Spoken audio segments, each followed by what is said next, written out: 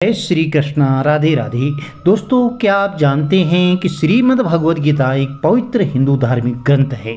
इसमें प्रत्येक समस्या का समाधान छुपा हुआ है। गीता को सारे धार्मिक ग्रंथों का सार माना जाता है। जब महाभारत का युद्ध आरंभ होने वाला था तो अर्जुन बहुत ज़्यादा चिंता में थे। वह सोचते थे कि मैं अपनों के खिलाफ कैसे अस्त्र शस्त्रों का प्रयोग कर पाऊंगा, क्या मैं अपनों के खिलाफ युद्ध कर पाऊंगा। तब भगवान श्री कृष्ण जो है अर्जुन को उपदेश देते हैं। वह अर्जुन को धर्म, कर्म और सच्चे ज्ञान के बारे में अवगत कराते हैं। श्री कृष्ण के इन्हीं उपदेशों पर आधारित है श्रीमद् भगवद गीता। इसमें 18 अध्याय और 700 श्लोक हैं। लेकिन इस कलयुग में मनुष्य भागम भाग की जिंदगी और सांसारिक बंधनों में इस तरह जकड़ा हुआ है कि उसे अपने आप को और भगवान को जानने और समझने का मौका ही नहीं मिलता है। आधुनिक समय में मनुष्य गीता ज्ञान से कोसों दूर रहता है। उसे यह सब पढ़ने और समझने का समय ही नहीं मिलता है।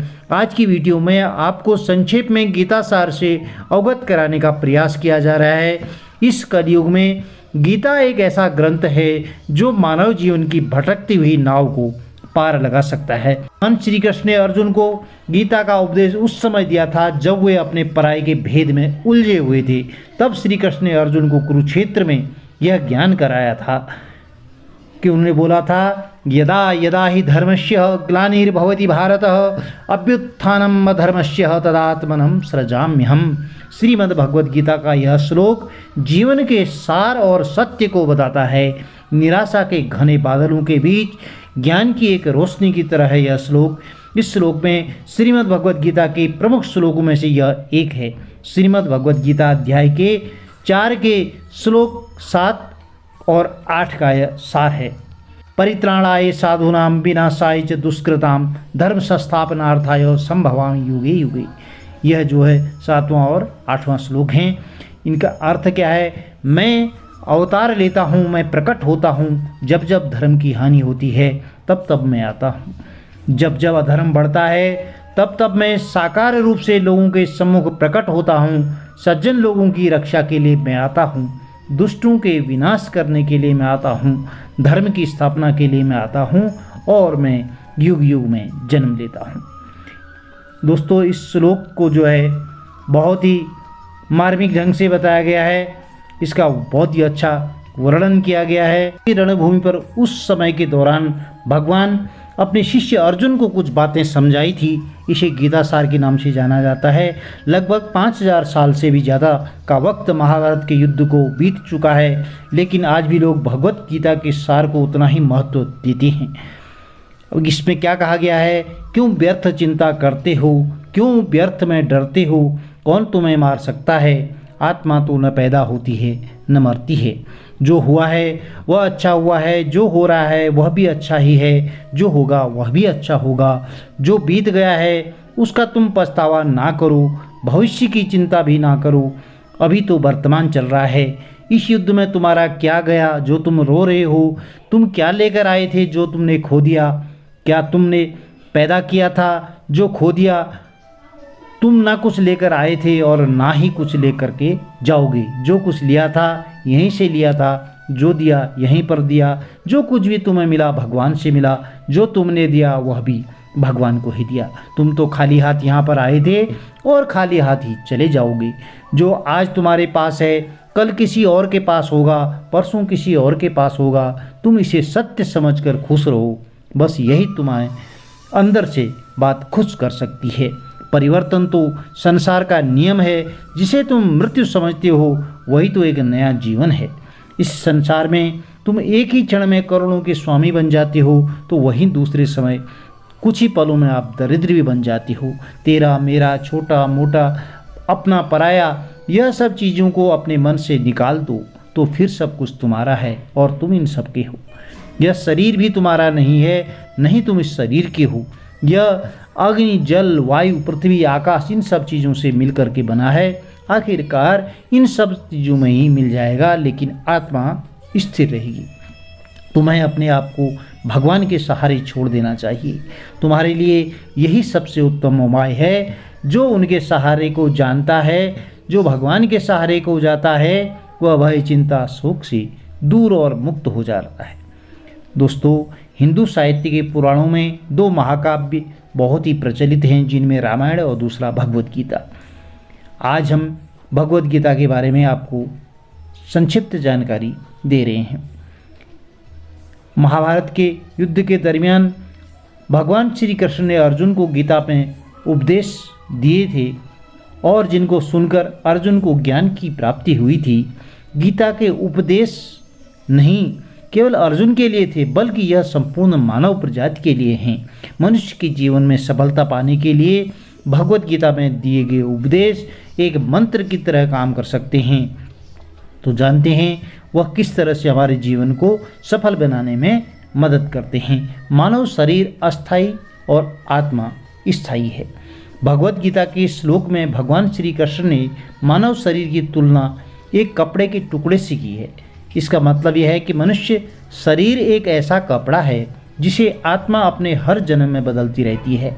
इसका मतलब मनुष्य का शरीर आत्मा के लिए अस्थायी वस्त्र की तरह है, जिसे अपने हर जन्म में बदलना पड़ता है। गीता का उपदेश हमें यह सिखाता है कि हमें मनुष्य के आत्मा से प्यार करना चाहिए, उनकी पहचान उनकी आत्मा से करनी चाहिए। हमें मनुष्य के शरीर पर आकर्षित नहीं होना चाहिए।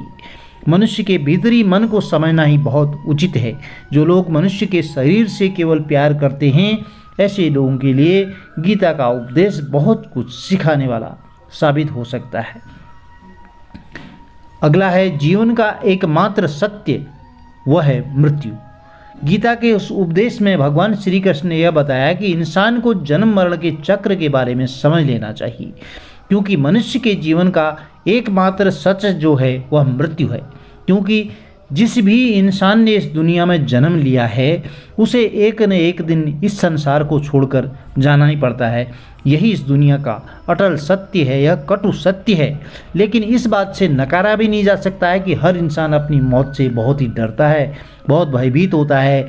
इसलिए मनुष्य को जीवन की अटल सच्चाई को जान लेना चाहिए और अपनी वर्तमान की खुशियों को कभी खराब नहीं करना चाहिए। अगला उपदेश जानते हैं कि गुस्से पर आपको काबू करना चाहिए, क्योंकि क्रोध से व्यक्ति का सर्वनाश हो जाता है। भगवान श्री कृष्ण ने इस उपदेश में बताया कि क्रोध से मनुष्य को भ्रम पैदा होता है और भ्रम में वो अपनी बुद्धि का विनाश कर देता है।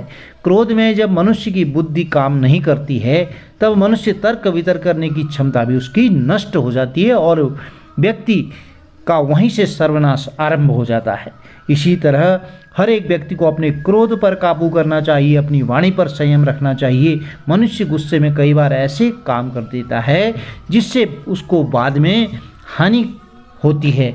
वहीं अगर मनुष्य अपने क्रोध पर काबू नहीं कर पाए तो तब तक वह जो है गलत कदम उठा बैठता है।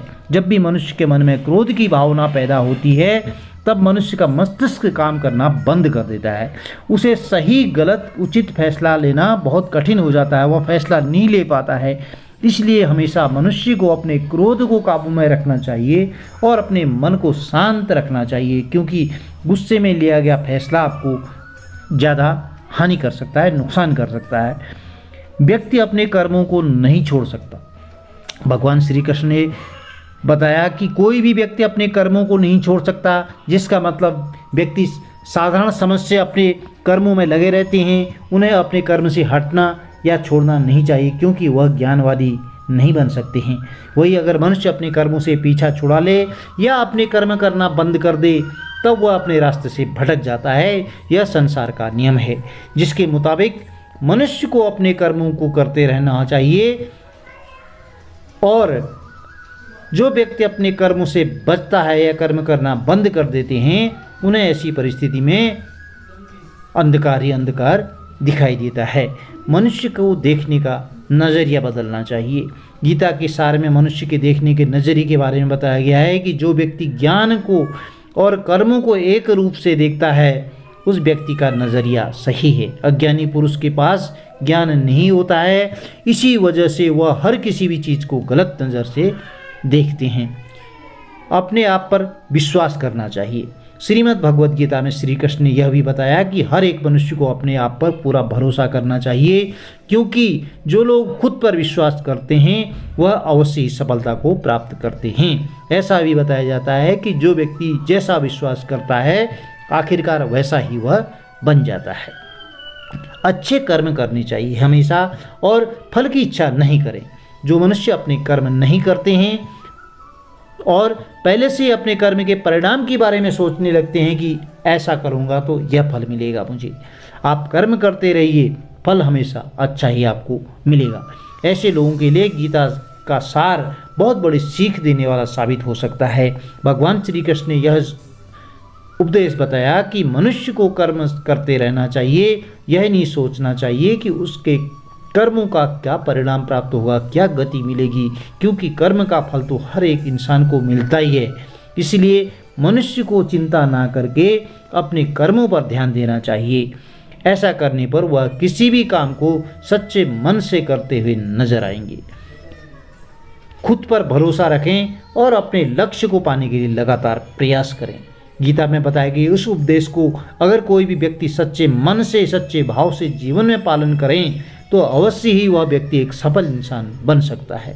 जो लोग पूरे विश्वास के साथ अपने लक्ष्य को पाने के लिए कोशिश करते हैं वह निश्चित ही अपने लक्ष्य को पा लेते हैं। इसके लिए किसी भी मनुष्य को अपने लक्ष्य पाने के लिए लगातार निरंतर कोशिश करते रहना चाहिए। अपने काम को हमेशा प्राथमिकता देनी चाहिए।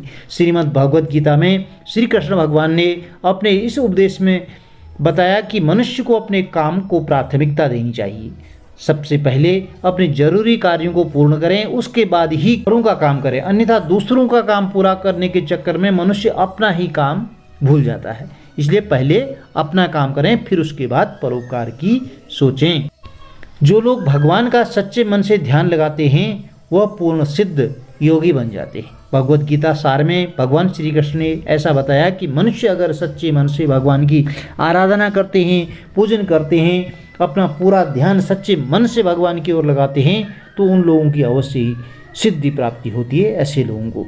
और यह भी बताया कि जो मनुष्य अपने शरीर के इंद्रियों पर काबू पा लेता है, सुख और दुख सभी परिस्थितियों में समान भाव से रहता है और संसार के सभी प्राणियों के हित में लगा रहता है, ऐसे मनुष्य को ईश्वर की कृपा बहुत जल्दी होती है। स्वार्थी नहीं बनना है हमको, चाहे कुछ भी हो जाए। भगवान श्री कृष्ण ने गीता सार के माध्यम से एक बहुत बड़ी बात कही है कि मनुष्य जब मतलबी होते हैं, जो स्वार्थी होते हैं, उनको अपने काम से मतलब होता है, तो उन लोगों का कभी भी भला नहीं होता है। आपको यह बात बता दें कि मनुष्य का स्वार्थ उसे अन्य लोगों से दूर ले जा करके उसमें निगेटिविटी लेकर आता है, जिससे वह व्यक्ति संसार में अकेला रह जाता है।